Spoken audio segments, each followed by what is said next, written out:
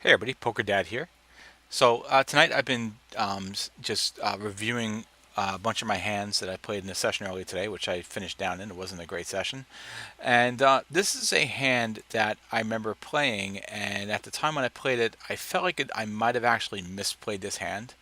But when I re-looked at it here, just breaking it down really slowly and doing the math and all of that, I feel like I actually played this hand well, and I just kind of wanted to show this hand because I just think it's actually a really interesting hand how everything played out.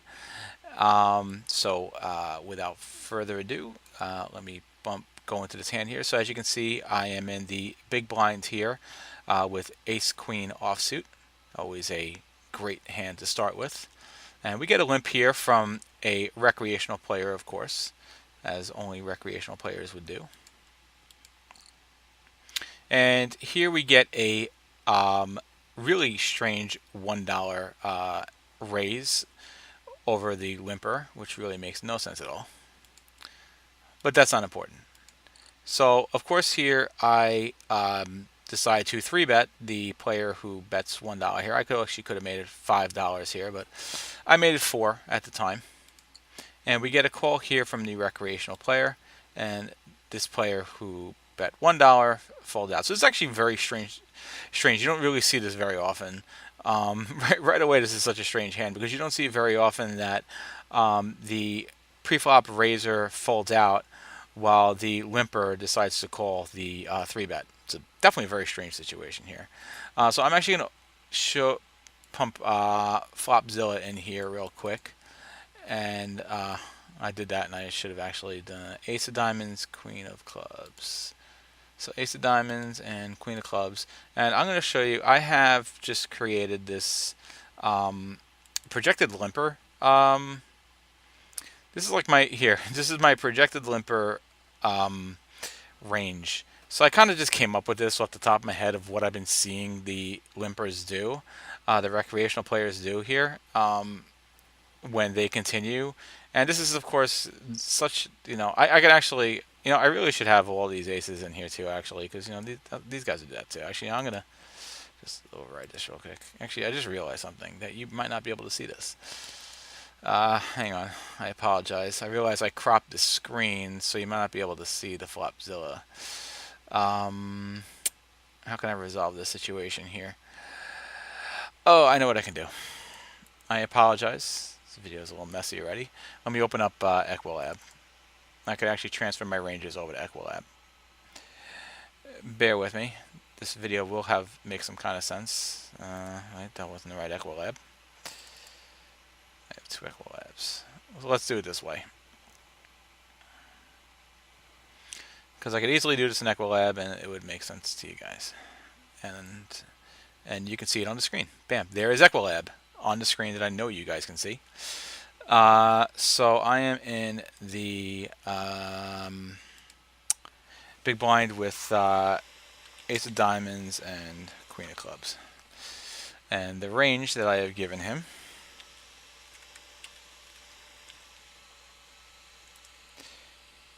is what position was he in again? He was under the gun. All right. So obviously, looking at this right here, we have very good equity versus his huge range, of course. So let's go to the flop here. So the flop, we have a 2-tone board, 5 of spades, 2 of spades, and Jack of clubs. So let's just drop that in here, and we'll take a look at the equity, and then I will explain what I did. So 5 of spades, 2 of spades, Jack of clubs.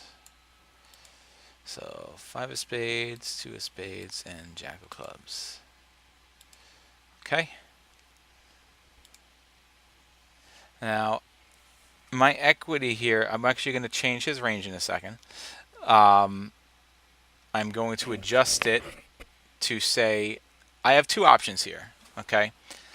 My options are to check and call, check and fold. I have my options to check and call, check and fold, check and raise, or bet. And I could always bet fold as well. So what is the best option here? Well, if I check and he bets, what exactly is he betting with? So what I'm going to do real quick is I'm going to construct a range here. And I will show you really quickly. I'm going to be doing this off screen. Let's see, can I get it to go on screen so you can see? Yeah, actually you can see here on screen. Then I'll transfer it over to Equilab because you should be able to see this on screen where I cropped. I apologize if you cannot, but I'm going to transfer it over to Equilab in a second anyway. So what I say, we have 5, 2, and Jack, right? And let's see. So let's just take a look. I just want to show you real quick what hands. Let's just say he's betting with sets, 2 pairs, over pairs. This is the scenario if I check this hand here. Over pairs, top pair, pocket pair below top pair, middle pair, weak pair, flush draws, open enders, gut shots, 2 card, backdoor flush draws even. I say no. He wouldn't. He wouldn't bet with those. Okay, so let's just say he'd bet with gut shots, open ender. I wouldn't even say he would bet with a gut shot. Let's just say he's betting with open enders or flush draws. Okay, which would make more sense here for this type of player. My equity here would be 25%. So I'll show you here in Equilab.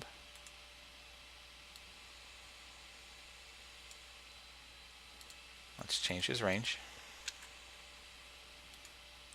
So as you can see here, our equity is 25% versus 74% if he bets here.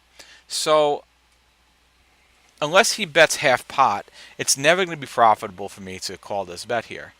And there's a good chance that he wouldn't bet half pot. He might bet 2/3 pot. Maybe he'll bet pot size bet, and I'll be forced to fold my ace queen, which is going to kind of suck in this spot because ace queen I have 2 overs, and it would really suck to have to fold an ace, ace queen, in the idea that an ace or queen can come out on the turn. So that's why I think ace queen becomes actually a good c-bet bluff hand here because of the fact that I don't want to fold it if I check and he bets it. So it's better off for me just to bet this hand here on the flop. Now, if I wanted to kind of balance out my range so I'm not c-betting too much here, maybe I could take hands like if I had pocket aces or pocket kings. Hands like that, they're going to have a huge amount of equity. We could take a look at king king, which is going to have a huge amount of equity, of course. Ace ace. All these hands would have a huge amount of equity. Let's say up until 10-10, which is about 55. That's okay to bet there, but all these hands here, even you could say jack jack, which I could check and I have no problem calling these hands if I want to just actually come up with a checking range here. So you could even just say jack jack versus ace through ace ace.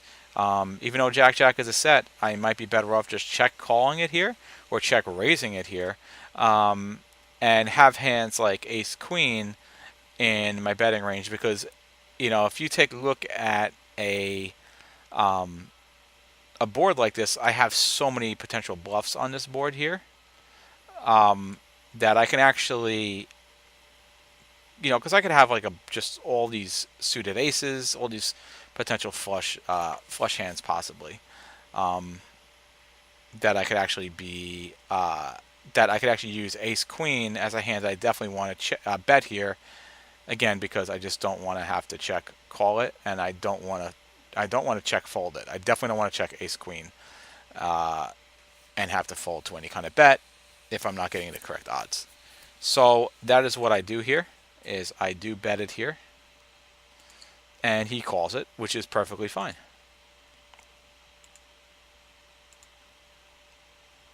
So it works out really great for us here, kind of, right? So here we do hit a queen, so we hit the top pair, which is great. But we hit it now where he could have definitely hit a flush as well. But, I've bet now on the flop. Checking here would be suicidal. Because if I check here and he bets, that puts me in such an just such a difficult spot. Okay, so let's just take a look at what would happen, right, if I checked what kind of hands is he going to bet with here. It's going to just make it so difficult for me, right? So let's just take a look. 1 second, actually, before I just slide that in, let me throw in the Queen of Spades here. And if I check, the problem is here is if I check here, he could bluff me with literally his entire range, right? I don't even need to even put that in Equilab for you. Put that in Equilab for you. He can bluff me with his entire range. Now,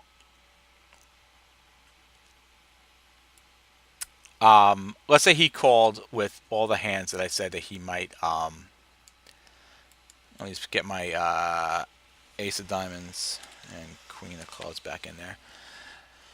All right, so let's just say that he actually did call with all these hands, which seems kind of logical that these would be the hands that he would call with. All right, let's bring in the Queen of Spades, and our equity does bump up to 61% here. There is no reason not to bet here, because if I check, okay, 61% is like not super strong. Plus, he's got a bunch of potential flushes, okay, that can beat us here. In fact, I can let you know just off screen that his range consists of 18% of his range are flushes. So he has a ton of flushes here. But he has so many cards that aren't. He has tons of cards that aren't flushes too. In fact, he's got 50% of his range are. Well, he wouldn't have had. Let's see, weak pairs. Actually, he might not have. Let's see, did we have him? Yeah. Okay. Yeah. So 50% of his range are weak pairs, like all the fives and all the twos.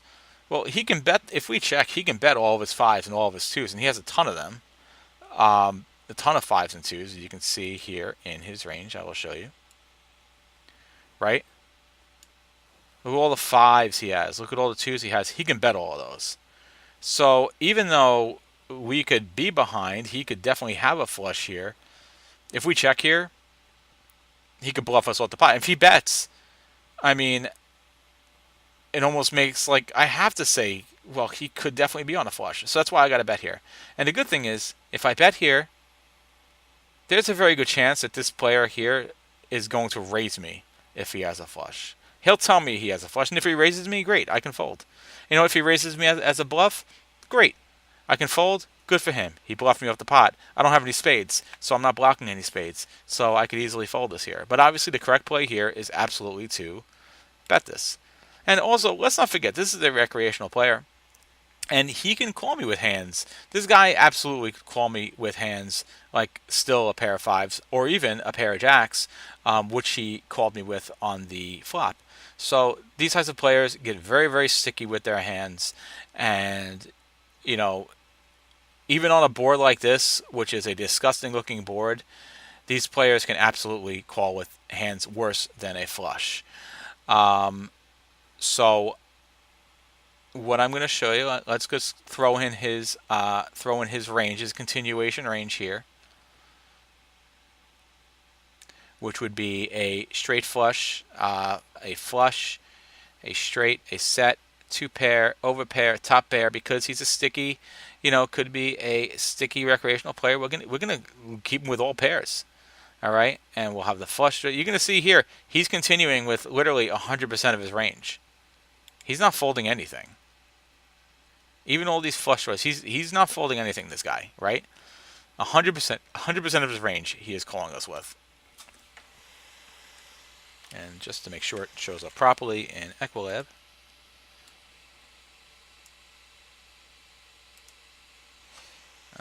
1 second. I lost Equilab. Here we are. Okay. So now the river. And he does call, by the way. So we definitely think that he would raise here with a flush. So let's just say, okay, let's go back to this again, and let's say that he would raise with a flush. So let's take all the flushes out of his range.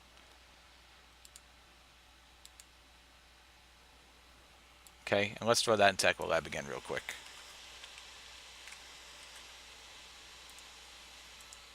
By the way, I know I can do this stuff in Equilab also, but for some reason, when I pop up this screen to adjust hand strength, it shows up on one of my other monitors, and I can't adjust it. It's really annoying.